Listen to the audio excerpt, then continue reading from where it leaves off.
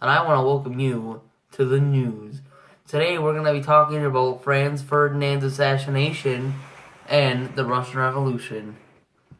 When we come back, we'll have Jesse Robarczyk talking to you about the internal problems in Russia. Here you go. Hi, I'm Jesse Robarczyk. I'm here to talk about the internal problems of the Russian Revolution, as it seems that it's in full swing. First off, Bloody Sunday Massacre. Workers' strike crushed violently by Russian government until against sought Western ideas. In Petrograd, industrial worker held strikes and fought with police forces. Backwards economy, government corruption, and autocratic regime proposed forced on flu people. The revolutions that took place, going back to February, workers in Petrograd rioted for better condition of food rations. Government failed to address continuation of war and land distribution.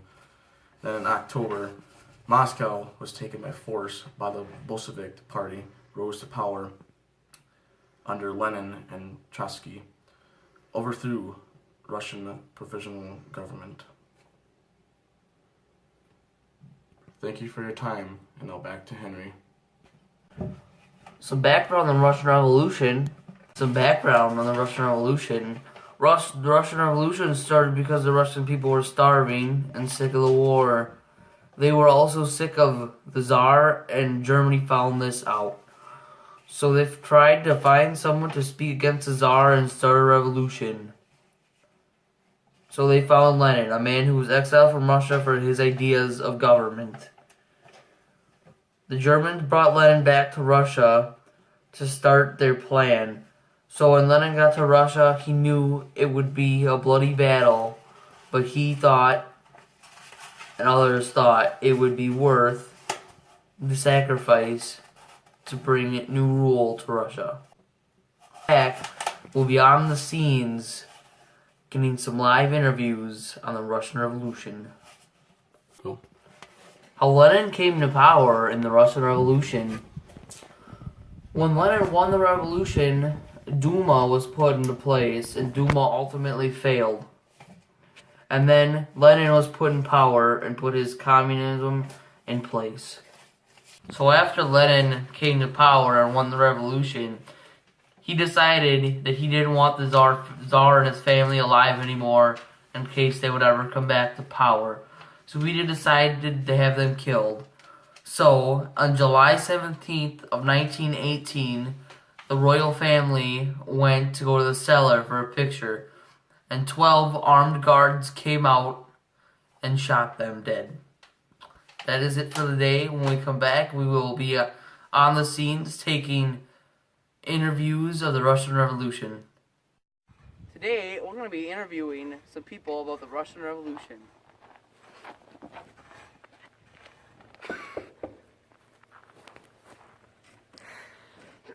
Hi, sir. Would you mind if we interviewed you about the Russian Revolution? Sure thing. You got the phone. Food? Oh, sorry. Okay, so what was it like here during the February Revolution? Well, basically, workers rioted for better conditions and food rations, okay? Also, during that, the government failed to address a continuation of war and land distribution. What was it like during the October Revolution as well? Supposed to pause it so I can memorize the other. Oh, go memorize the other part. What was it like here during October in the Russian Revolution? Well, basically, Russia was taken by force, and the Bolshevik Party rose to power under Lenin and Trotsky. We appreciate your time. Thank you very much. Okay, I'd like to welcome you back to our show. Now we're going to have Ian Eckert here give you an opinion paper about the assassination of Franz Ferdinand. Thanks, Dan. My name is Ian Eckert. We're going to talk about the assassination of Franz Ferdinand. June 1914, Franz Ferdinand traveled to Sarajevo to inspect the Imperial Armed Forces in Bosnia and Herzegovina, how you spell that, which were former Ottoman territories in the turbulent Balkan region. June 28th, him and his former wife were touring touring Sarajevo when someone threw a bomb inside their car and injured one officer. When they went to check up on the officer, 19-year-old Gabriela Princip fired shots inside the car. He tried to shoot himself, but the crowd stopped him. Hours later, on the way to the hospital, Franz and his wife died. Austria-Hungary blamed Siberian government for the attack. They hoped it would justify the question of slave nationalism. As Russia supported Siberia, Austria-Hungary delayed war until leaders received assurance from the government leader that Germany would support them in the case of a Russian intervention. Then on July 28, Austria-Hungary declared war on Siberia, and peace between Europe's powers collapsed. Within a week, World War I started. But was it all worth it? I think not. Millions died. The outcome of the war was Allied troops to create a peace treaty called the Treaty of Versailles.